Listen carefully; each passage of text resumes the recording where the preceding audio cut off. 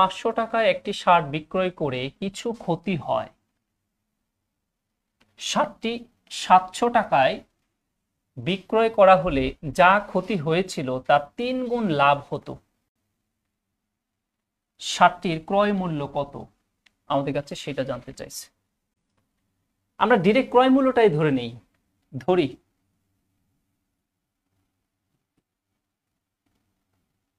ক্রয় মূল্য, আপনারা একটু সাবধান থাকবেন, ক টাকা। এখন যেহেতু চলক ধরেছি সুতরাং আমাদের এখানে সমীকরণটা করব, তবে কার সমীকরণ করব? প্রশ্ন মতে।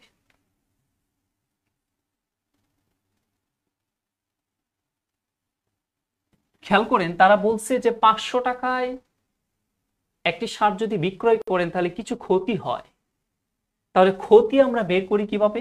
ক্রয় মূল্য মাইনাস বিক্রয় মূল্য, এটা।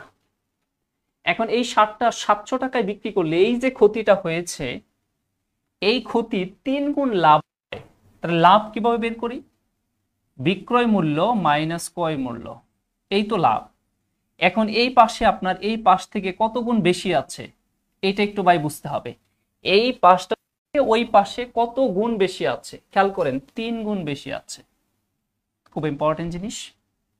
এখন উভয় পাশটাকে যদি আপনি সমান করতে চান তাহলে যে পাশে কম আছে সে পাশে এখানে 3 গুণ করে দেন, এখন উভয় পাশ পরস্পর কি হয়ে যাবে? সমান হয়ে যাবে।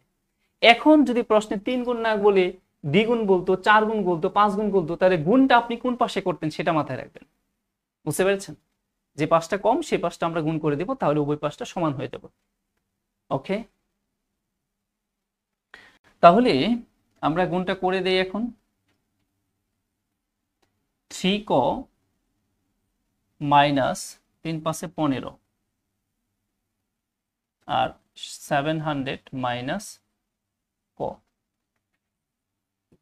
তাহলে মাইনাস ক এখানে হয়ে যাবে কত? 4 ক,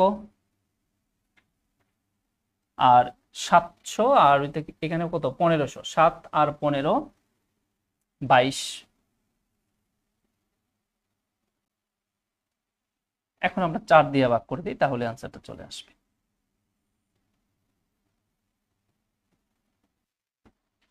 তাহলে 5 4 5 20, 5 0। তাহলে আমাদের ক্রয় মূল্যটা কত ছিল? 550 টাকা। এটাই উত্তর।